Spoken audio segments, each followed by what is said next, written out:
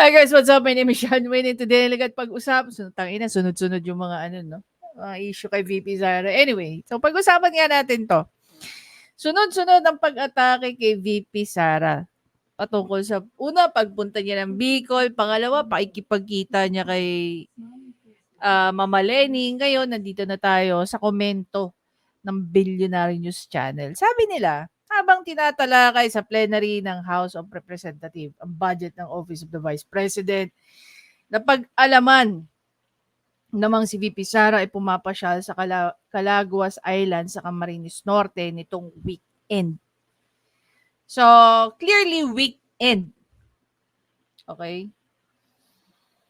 Ngayon, sumingit naman tong si Teddy Casino. Ayon kay Teddy Casino, so sa halip na umattend ng plenary session ng Congress para depensa ng budget ng kanyang opisina, nag-swimming si VP Sara sa dagat.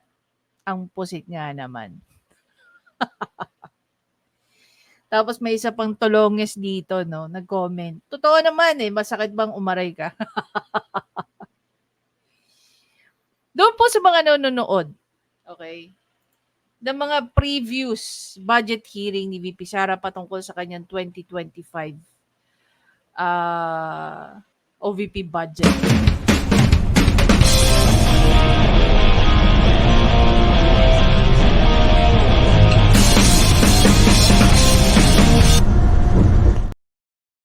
Ano ba sabi ni VP Sara? Ang sabi niya,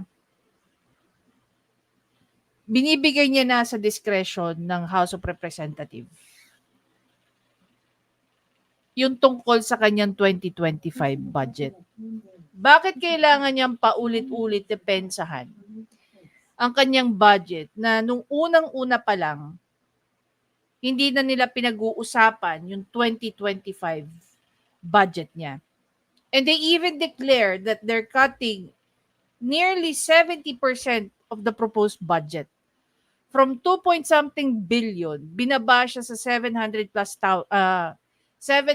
plus million lang. So bakit kailangan niya pang depensa ng paulit-ulit yung putang inang budget niya? 'Di ba? Hindi nyo kasi masikil eh, hindi nyo ma-corner. Kaya gigil na gigil kayo diyan sa House of Representatives. 'Di ba? Oh. Kahit si VP Sara pinapanood kayo. Panoorin natin 'to. House of Representatives kasi pinag-uusapan nila ang budget ng Office of the Vice President. Siguro naka-live stream sila din nila. Alam nila ako, pakisabi na lang nandito ako sa inyo. Sabi ko sa kanila, binibigay ko na yan sa inyo kung anong gusto niyong gawin sa budget ng Office of the Vice President. Bahala na kayo. Basta kami, kung anong meron, yun ang tutuloy-tuloy ang trabaho ng Office of the Vice President. Ano po matulong namin sa opisina namin, sa Legazpi, Albay, ang coverage po nila ay buong Bicol Region. Kunti lang po yan sila, pero susubukan nila na mapuntahan lahat. Kung ano po matulong namin, ipaalam niyo po sa amin dahil alam ko na pinili niyo ako para magtrabaho sa bayan. Mga kababayan, ang lahat po na ginagawa natin ay para sa Diyos, sa bayan at bawat pamilyang Pilipino. Maraming salamat po. Walang hinahanap nila ako doon ngayon sa House of Representatives kasi pinag-uusapan nila. Hindi ko alam guys kung ano pa ang mas clear dito sa sinabi ni VP Sara. No? Obviously, itong mga congressman na to na involved sa budget hearing ni VP Sara, maano na lang sila eh. Nagka-capitalize na lang sila sa issue ng confidential fund. Ngayon, kung ano man yung issue ng confidential fund, andyan ang Supreme Court. Diba? Mag-file kayo ng mga petition nyo, whatever petition, kung meron kayo para sa inyo, question tungkol dyan. Ako, I'm for it. I'm for it. And, gaya nga ng sinabi ko, sa napakagandang reputasyon ng mga Duterte sa Davao City, hindi ako okay, tatalikod sa mga Duterte hangga't hindi nyo kayang patunayan, okay, by rule of law, na ang pamilyang Duterte or even Inday Sara alone magnanakaw. 'Di ba? Kung tutuusin, between Inday Sara, no, VP Sara, at saka kay PRRD, mas stricto, no, mas straightforward itong si VP Sara. I even saw one video, sabi, challenge ni PRRD, kung meron man isang taong magpapatunay na siya ay humingi kahit isang sentavo, he will resign as the president during his administration. Tandaan nyo, ang Davao City, guys, sabi nga nila, is the biggest, is the biggest city sa buong Pilipinas. Nung nananahimik ang mga Duterte, tahimik at payapa ang Davao City. Maayos po sila. Gaya ng paulit-ulit ko sinasabi, na tuwing umuwi ako ng Davao, I continuously ask, no, every Davaoenyo, randomly, paano ba ang mga Duterte dito, ganito, ganyan, ganyan, ganyan.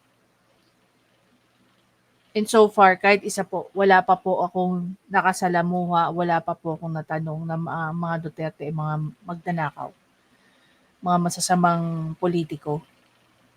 Actually, they're very pro-masa. They do not favor oligarchs. Yun yung pagkakasabi sa akin. Kaya pag pumunta po kayo ng Davao, para po kayo nasa ibang lugar. Para po kayong hindi nasa Pilipinas. Ibang-iba po ang political landscape po ng Davao City. Ibang-iba po ang ng Davao in terms of progress nila, disiplina ng mga tao. Ibang-iba.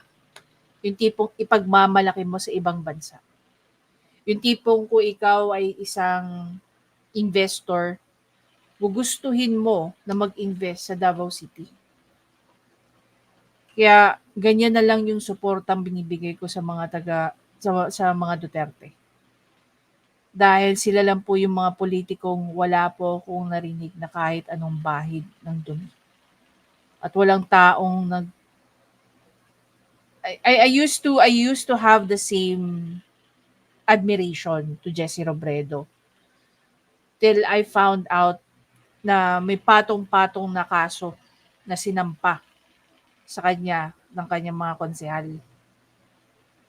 Pero ang mga Duterte, I haven't heard anything, no, na sila ay sinampahan ng mga kaso ng kanilang mga konseho and so on and so forth.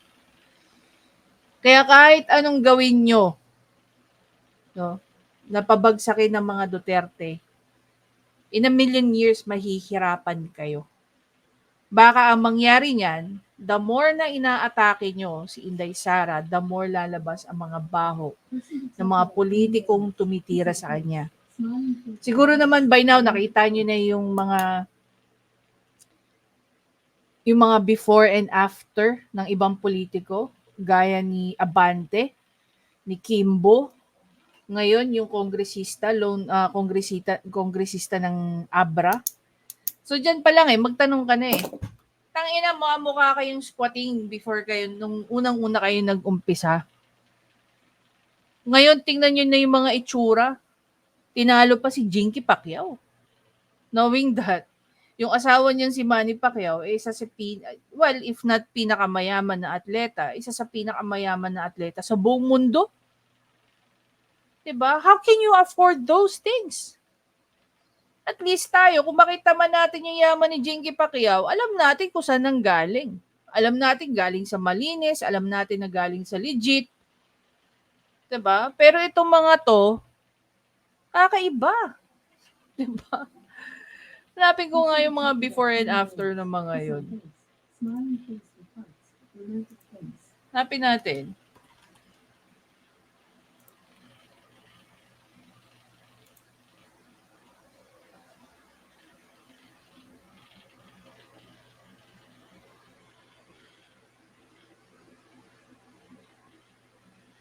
Tingnan mo to.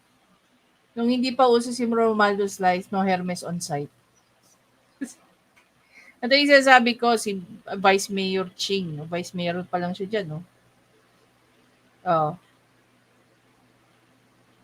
Mukha ni yung Tiveros. Page to ni Ma'am Joey. Asan na yun? Oh, ayan. Tingnan nyo naman yung itsura. Sa itsura dito. Tangina, ang laki ng pinagkaiba, di ba? Oh. Sa dito. Di ba?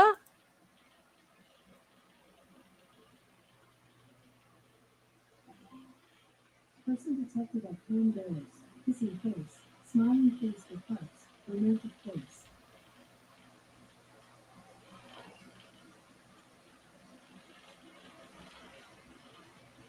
Balik tayo rito. Oh. Itong si Congresswoman. Saka pa, ang laki ng pinagkaiba, di ba? Pre-crocodile and crocodile era. Sasabihin na naman, ito yung nakakatawa nga na dyan, rebuttal guys ng mga tao. Yung mga kongresista daw natin may mga negosyo. Ang tanong ano negosyo ng mga yan? Person detected at phone bearers, Diba? kissing face, smiling face I with remember, hearts, no? romantic face.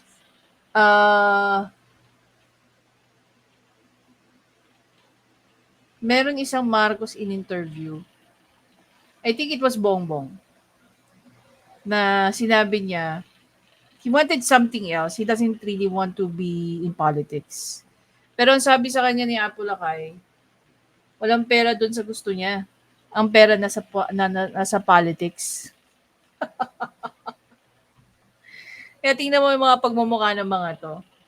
Di bali sana, kung yung pera nila is coming from a corporate money, but the money that they're spending are coming from the tax money. Money coming from the people. Yung mga tao na part of what they make, no? Part of what they earn, napupunta sa gobyerno because tax is the bloodline ng ating government. Tapos, ito yung makukuha natin. Bad service, bad politics, at kung ano-ano pa. 'Di ba? Kaya tuloy, itong si VP Sara, mas gugustuhin na lang niyan lumangoy if it's true, no, na mas pinili niyang mamasyal over pumunta sa kanyang mas pinili na lang niyang lumangoy kasama ang mga tao kaysa lumangoy kasama ang mga walang kwenta nating mga kongresista. Puro pamumulitika lang ang pinagagawa. Tsaka tama rin naman guys, ng mga sinasabi ni Ted Filon. Bakit puro si VP Sara ang iniimbestigahan? Bakit hindi rin natin paimbestigahan itong mga kongresista na to? Imagine niyo kung gaano kalaking pera ang nasa kanilang poder. Both sa House of Representatives at saka sa Senado. Pero nobody's questioning, 'di ba? Yung kanilang mga notice of disallowance. Sabi nga, bakit hindi natin paimbestigahan lahat? Hindi lang si OVP, pati si OP, pati yung Congress, lahat imbestigahan natin. Dahil lahat ng pondo na yan nanggagaling sa pondo, sa hirap at pagod ng mga Pilipino. Tax money natin yan eh. 'Di ba? Alam mo isang factor kung bakit ayoko magtrabaho sa gobyerno? Because I don't want to be part of any of this bullshit. Ayokong um, ayokong malustay ang pera ng taong bayan. Dahil kailangan kong yakapin ng sistema na meron sila which is bulok. I really, siguro one of the many, sabihin na lang natin, disappointment ko or frustration ko during the PRRD administration. Hindi niya, well, I don't expect na totally na matanggal niya yung corruption, but at least hindi niya nagawa na ma-wipe ang 50% ng corrupt officials. He tried, I know. I can see that naman. Pero sobrang major turn off sa akin yung tungkol kay Coco Pimentel before, no? Na hindi niya pinakasuhan. Yung ginawa niya kay Debolsinas, hindi niya rin pinakasuhan. Doon medyo nanabang ako pagdating sa punto na yon. Kaya doon ko lang na realize din na hindi tayo dapat masyadong invested sa pagsuporta sa mga politiko, lalo na if they cannot uphold yung prinsipyo na we shared with them. Gaya ng sinabi ko at first, na I will stick with Inday Sara until to the point na mapatunayan na siya ay nagnakaw. Hanggang sa punto na magaya siya sa ginawa ng kanyang ama, no? Na pinalusot yung issue ni Debolsinas at saka ni what's the name of the other guy? Pimentel. Diba? Pasensya na, very straightforward akong tao. Ang mali sa akin ay mali, ang tama sa akin ay tama. Walang gray area sa akin, walang kaibigan. And I do practice that. I walk the talk. So, even yung mga taong nakakasalamuha ko, if there are people under my jurisdiction or under my leadership, pag mali-mali. Diba? Pag mali-mali. Kaya, i-expect na natin, guys, na paulit-ulit nilang gagawin do. Hindi nila titigilan si VP Sara. And come to think of it, sa dinami-dami ng issue, puro confidential fund ang inaano nila. Pero hindi nila madali si VP Sara sa ibang aspeto ng kanyang trabaho. Yun nga lang, with VP Sara kasi, pagdating sa kanyang confidential fund, lalo-lalo na yung 2022. Again, nasa Supreme Court na eh. Hintayin na lang natin yung ng Supreme Court. 'Di ba? Ngayon, may panibago na naman silang issue, yung 2023. Confidential fund ni VP Sara naman. 'Di ba? Imagine niyo. Even before they can explain themselves sa COA, talagang it's out there para pagpiestahan. Yung confidential fund ni VP Sara, questionable para sa kanila. Pero come to think of it, sa tingin nyo, confidential fund lang ni VP Sara ang questionable dyan. So, here we can see the difference eh. We can see na targeted talaga si VP Sara dito eh. Wala akong problema na questionin nyo. Pero siguraduhin nyo lang na pag sinilip ng taong bayan, how the other departments, how the other government agencies spend their confidential funds. Dapat lahat yan tinitingnan natin, lahat yan sinisilip natin. Wala tayong sinisingle out. Diba? Anyway guys, again, maraming salamat sa panonood. Please don't forget to subscribe, like, at i-comment nyo na yung inyong thoughts.